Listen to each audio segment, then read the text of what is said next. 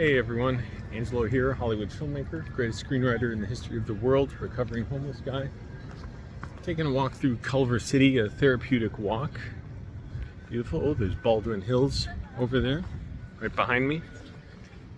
And pretty sure that's Baldwin Hills. I had a relapse recently of depersonalization, derealization disorder, and that's why I'm making it a point to walk. You can hear my voice is kind of flat right now. I'm trying to breathe with my stomach. Trying to talk on camera because it's therapeutic. It's a way of re-engaging my social system in a way and reintegrating into my life and desensitizing myself to my triggers. I won't get into the whole explanation of DPDR for short and what I'm doing and all, but basically it's the brain going into a freeze response or your body going into a freeze response after like a lot of, in my case, just what's it called, like complex trauma. And what that means is just a series of like tensions stored in my body over time that I never properly released. And I was so not connected with my body, I didn't quite realize it. And it's very scary. It's terrifying. It's scary to be out because I feel so like alone in a way and inadequate. But I know this is part of recovery. You don't try and treat the symptoms directly with this. What you do is you treat the root. You signal to the body safety while desensitizing, while exposing yourself to your triggers. In this case, it's just like living your life. Ordinary things can be terrifying to me. Sleeping. I don't want to fixate on symptoms, but I had terrifying dreams, and I know that's from DPDR. I've had them before in previous bouts. And it's not about mentally trying to do anything. It's not, I mean, if you have an issue for a psychologist or a psychiatrist, by all means, go to them. But DPDR itself, it's tension stored in the body and your brain trying to shut down all functions except, basically the freeze response, as if there's a predator there about to kill you like a tiger.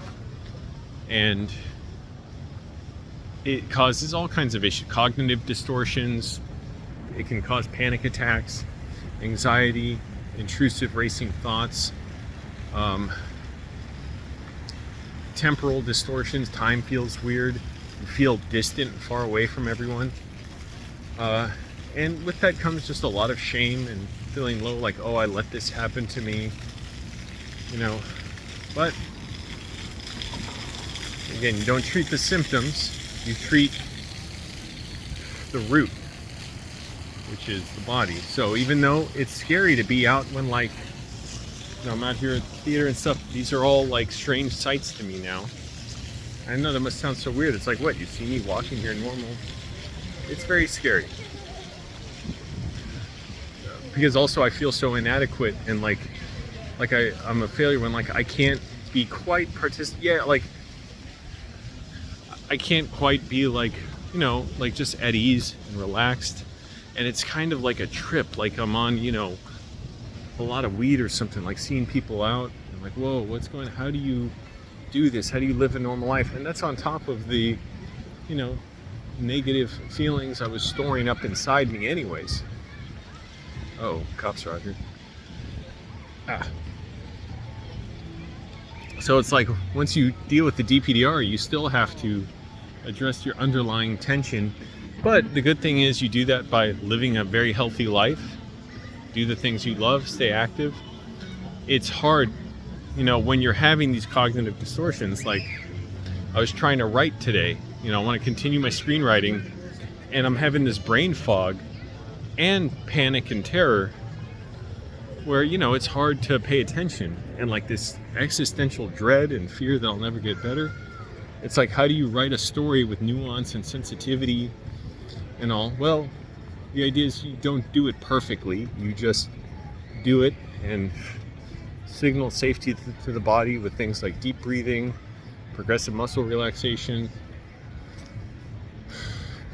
I'm learning to breathe with my stomach, like in and out, and not with my chest up and down. And also being around others. But yeah, it's quite frightening because like as I'm with people, I feel like this brain fog, like I'm not really there. It's very uncomfortable, and yet I must for my recovery. My own life feels a million miles away now, and the idea of being a screenwriter and stuff, it all feels like so far away. And I'm like, wait, I have to continue on my path, even if it's like right now it's taking a different form, because I'm not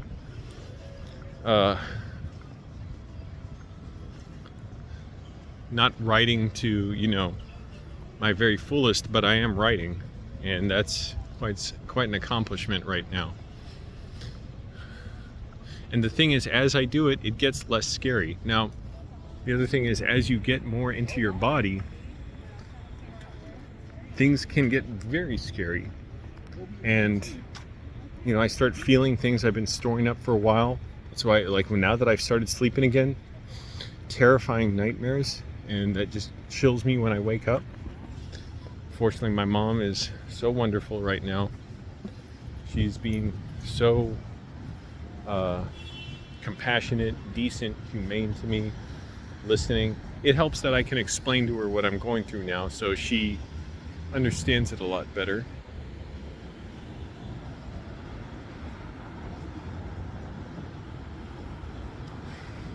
Just relaxing, deep breathing. I'm just basically using all you guys watching as my support right now. And I'm trying to stay engaged and stuff, even just talking on camera, because you can tell my voice is kind of flat, like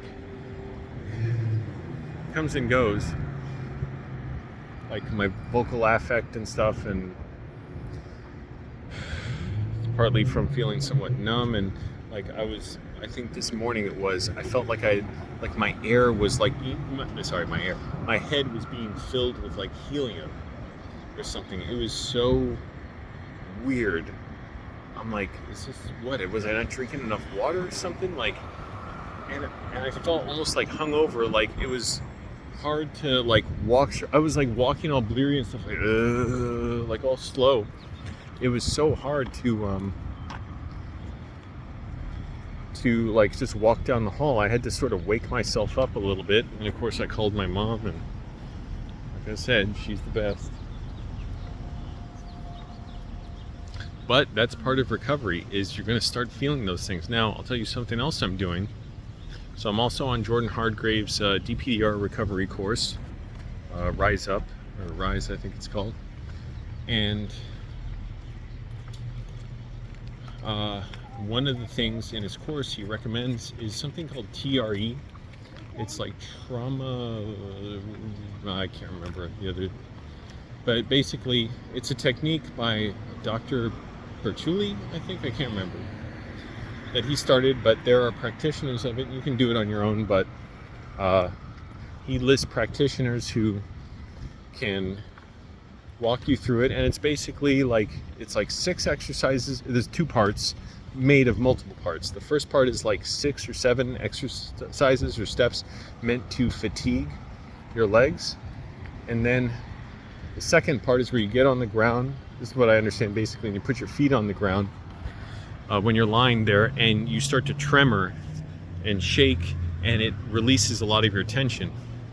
And so I reached out and found somebody who does that, and she's going to walk me through it.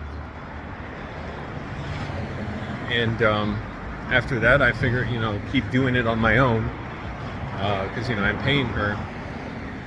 And she was so compassionate, this lady, just on the phone. I just called her. She thought I was a telemarketer at first. She didn't know who I was.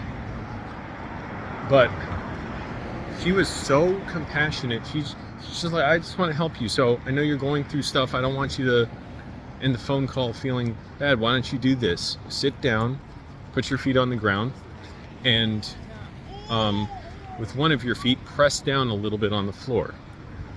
a little extra and then release it. And I did that, and she said, now how's that feel? Do you notice any difference in your body? She was asking me to notice while I'm like up in my head, like what's going on with me. And I forget all the steps we did. Maybe I did it with my left foot too. And at some point in there, I felt like my eyes got more clear. And also I just started crying on the phone with her. And that's the first time I've cried in so long. And it was good to cry. I needed to. I really needed to. And we did a little more work, and we set up our appointment. So it's a really lonely feeling. Like I feel cut off from everyone and isolated. Like I see people around, but it's like confusing. And I gotta hurry.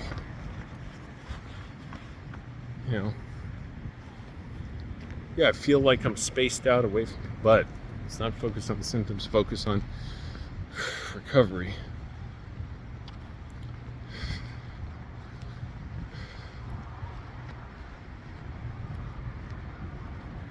So yeah, it's frightening. It is, and funny thing is, people with DPDR, myself included, always believe they cannot recover. Or even if I recover, I get scared, like, am I going to get it again, And I get little glimmers of, like, seeing clearly and feeling good. That tells me I am recovering. It just goes back and forth. So I'm sorry, it's, all I'm talking about right now. I don't like being like this. I want to make people entertained and just appreciate what I'm doing, and right now I'm using YouTube to give witness to what I'm going through, and